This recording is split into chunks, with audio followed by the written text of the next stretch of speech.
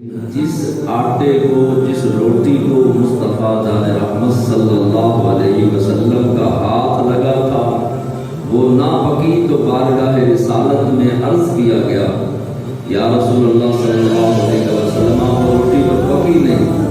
فرمایا کہ اسے ید اللہ کا ہاتھ لگا ہے. دنیا کی آگ تو دنیا کی آگ ہے، اسے جہنم کی آگ کا بھی اثر نہیں ہوگا.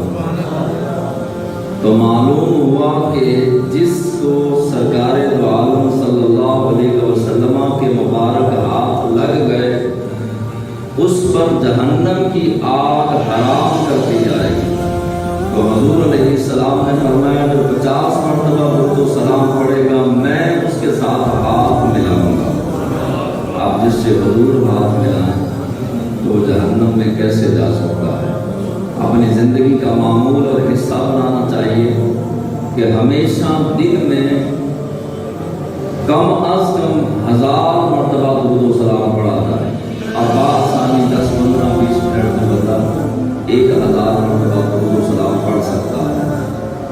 اور اگر کوئی 1000 مرتبہ پڑھتا ہے تو مدینے کے تاجدار مکین گنبد خضرا صلی اللہ علیہ وآلہ وسلم فرماتے ہیں کہ جو 1000 مرتبہ روز درود و سلام پڑھے گا وہ اس وقت تک مرے گا نہیں جب تک اپنا گھر، اپنا مقام، اپنا مکان جنت میں نہ دیکھ لے.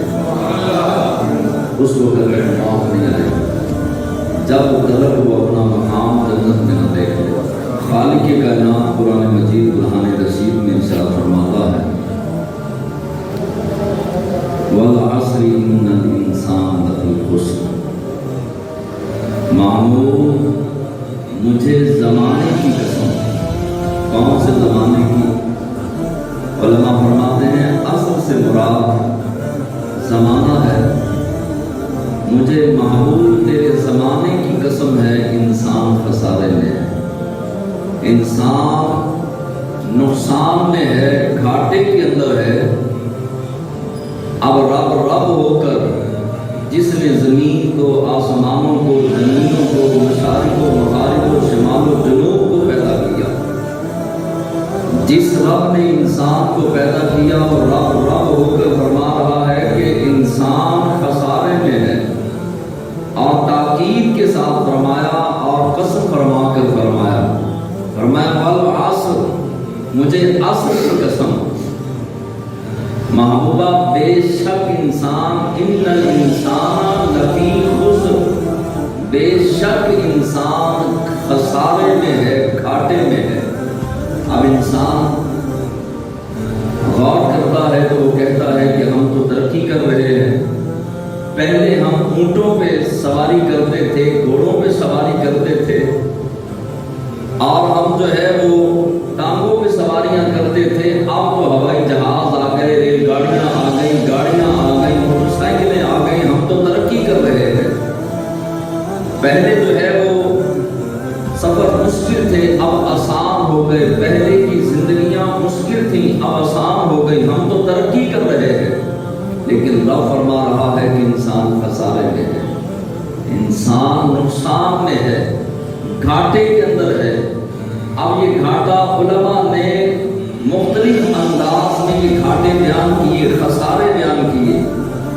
فرمایا سب سے بڑا خسارہ اس کا یہ ہے، انسان کا خسارہ یہ ہے کہ ایک ایک لمحہ اس کا گزر رہا ہے، اور ایک ایک لمحہ ایک ایک قدم بن کے موت کی طرف سفر کر رہا ہے.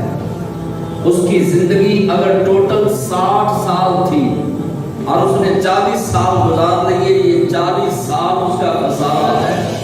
اس کا بچپن تھا، اگر بچپن گزر گیا، بچپن ایک حسین یاد ہے، یہ یاد گزر گئی تو یہ خسارہ ہے. کسی کا جو ہے وہ بچپن گزرا، جوانی آئی، اور جوانی جو ہے وہ عجب انداز میں مستانی ہوتی ہے. جو جوانی گزر گئی تو یہ خسارہ ہے. کسی انسان نے اللہ تبارک و تعالیٰ کے ساتھ تعلق کو مضبوط نہیں کیا، یہ خسارہ ہے. رشتوں کے اندر کمزوریاں آنا شروع ہو گئی، بھائی بھائی کا دشمن ہونا شروع ہو گیا، یہ خسارہ ہے. رب کے محبوب علیہ السلام نے بھی بھی خسارے بیان کیے، لیکن خساروں سے بچنے کا انداز